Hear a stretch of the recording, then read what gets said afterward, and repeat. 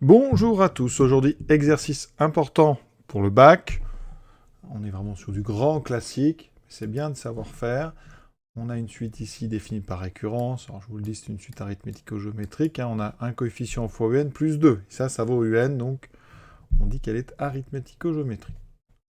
Dans l'idée on va montrer que cette suite ici est donc plus grande ou égale à 4, ça veut dire qu'elle est minorée par 4. On va établir le sens de variation de cette suite. Et on utilisera pour la question 4 un théorème très important du cours. On est parti. La première question. Donc, il s'agit de prouver par récurrence que un est supérieur ou égal à 4 pour tout entier naturel. D'accord?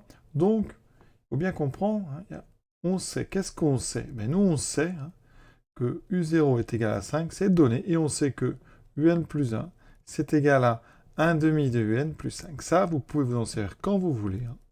C'est valable pour tout n. D'accord? C'est une donnée du texte. On veut montrer donc que un est supérieur ou égal à 4. Donc en termes de rédaction, on va écrire quoi?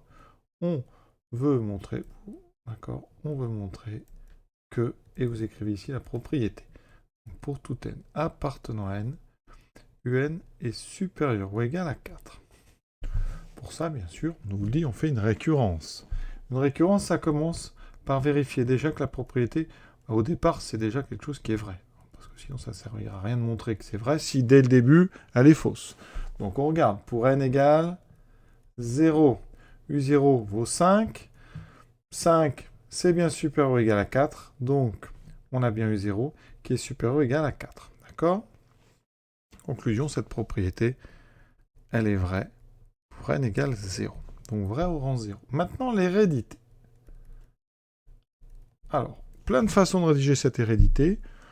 Ici, je vais dire donc soit n appartenant à grand N, donc c'est un entier naturel, d'accord? Supposons que donc, la propriété est vraie pour n égale 4. Supposons que la propriété est vraie. Donc on suppose que pour ce n-là, un est supérieur ou égal à 4. Qu'est-ce qu'on veut montrer? On veut montrer que cette propriété elle va se transmettre. Donc le but, c'est de montrer que dans ce cas-là, pour ce n-là, eh bien un plus 1, eh bien lui aussi supérieur ou égal à 4. D'accord? Ça, c'est l'hérédité. C'est une propriété qui se transmet d'un rang n au rang suivant, n plus 1. Dans le cas de cette récurrence, on est dans ce qu'on appelle une récurrence avec une inégalité à démontrer. L'attaque, c'est de partir par l'hypothèse de récurrence. D'accord? Attaquer, ça veut dire par quoi on commence. Et notre hypothèse de récurrence, elle est ici. D'accord? Je l'ai écrit en bleu. Vous allez partir de là. C'est-à-dire qu'on réécrit donc un supérieur ou égal à 4, et on va à gauche refabriquer un plus 1 avec la relation qui définit un plus 1. C'est-à-dire ce que j'ai appelé une donnée. Un plus 1, c'est un demi de n plus 2. Donc ici, si je veux un plus 1, je vais multiplier d'abord par un demi, qui est un nombre positif, donc ça ne changera pas le sens de notre inégalité. 1 demi de n sera supérieur ou égal à 1 demi fois 4. 1 demi fois 4, ça fait 4 sur 2, ça fait 2. Et ensuite, on rajoute plus 2, ce qui me fait 1 demi de n plus 2. Quand je dis je rajoute plus 2, c'est des deux côtés. D'accord? Je suis obligé. Donc j'avais déjà 2, je rajoute 2. On va peut-être mettre un petit peu de couleur. Ici, j'ai mis plus 2, donc je mets plus 2. Ça ne change pas le sens. Ici, j'avais mis 1 demi. Donc, il faut bien vraiment que ça soit clair pour tout le monde. J'avais 4. J'ai multiplié donc des deux côtés par 1 demi. Et donc, vous voyez, ça a fait 1 demi fois 4 qui donne 2. Et ensuite, pourquoi c'est bien? 1 demi de un plus 2, regardez bien, c'est exactement un plus 1. Donc là, je mets un plus 1. Et donc, supérieur à 2 plus 2, 4.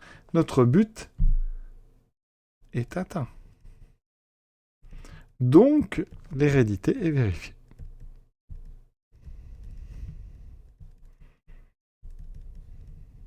Et on peut faire une jolie conclusion. On dit toujours la même chose. La propriété est vraie pour n égale 0. Elle est initialisée, donc au rang 0. Elle est héréditaire. Et donc, principe ou axiome de récurrence, donc, elle est vraie pour tout n entier naturel. Voilà. Donc, on vient de montrer que pour tout n, un était bien supérieur ou égal à 4. La deuxième question. Maintenant, on vous dit, montrez que pour tout n entier naturel, un plus 1 moins n est égal à moins 1 demi de n plus 2. Ça, c'est un indice. D'habitude, on ne vous le donne pas. À Après, il faudra être capable de faire ça tout seul. Donc, quel que soit n appartenant à n, si je calcule un plus 1, moins un, rappelez-vous, ici, je sais, hein, et ça c'est important, c'est une donnée, je sais que, quel que soit n, c'est la définition de la suite, un plus 1, je peux remplacer par 1 demi de n plus 2. Donc ici, je vais le faire. 1 demi de n plus 2. Le plus 2 est gros, hein, d'accord? C'est pas en indice, ce plus 2. Moins un. Alors, moins un, c'est donc moins 1 fois un. 1 demi moins 1, ça fait moins 1 demi de un plus 2. Et voilà, donc, ce qu'il fallait démontrer. C'est QFD. Pourquoi on vous fait faire ça? Parce que vous devez savoir que on peut étudier le sens de variation d'une suite en trouvant le signe de un plus 1 moins n ici. Donc, il nous faut le signe de moins 1 demi de n plus 2. Et bien là, on va faire à peu près la même chose qu'on a fait dans la récurrence. C'est qu'on va partir de un plus grand que 4 et on va encadrer, essayer de faire quelque chose avec ce moins 1 demi de n plus 2. Donc un est supérieur ou égal à 4. Là, vous voyez, j'ai moins 1 demi. Donc je vais multiplier les deux côtés par moins 1 demi. Vous voyez, des deux côtés. Le problème, quand on multiplie par moins 1 demi, c'est que c'est un nombre négatif. Donc ça va inverser le sens de l'inégalité. Ici, j'aurai donc moins 1 demi de un, et là, j'aurai moins 1 demi fois 4. Moins 1 demi fois 4, ça fait moins 2. Ensuite, on rajoute plus 2. Ça ne change pas le sens d'une inégalité. Donc, à gauche, j'ai moins 1 demi de n plus 2, qui est donc inférieur ou égal à moins 2 plus 2, qui vaut 0.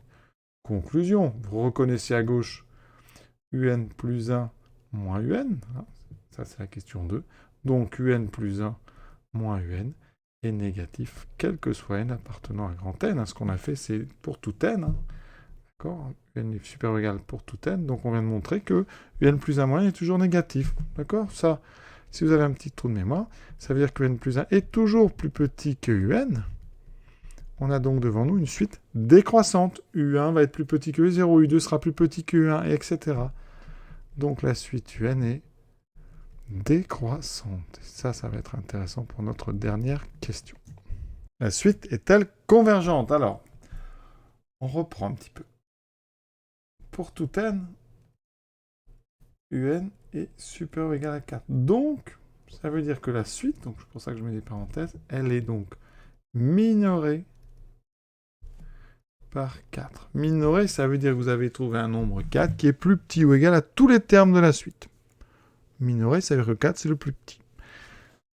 Ensuite, vous aviez une suite décroissante. Donc, conclusion, UN est donc décroissante et minorée. Et bien là, il y a un théorème.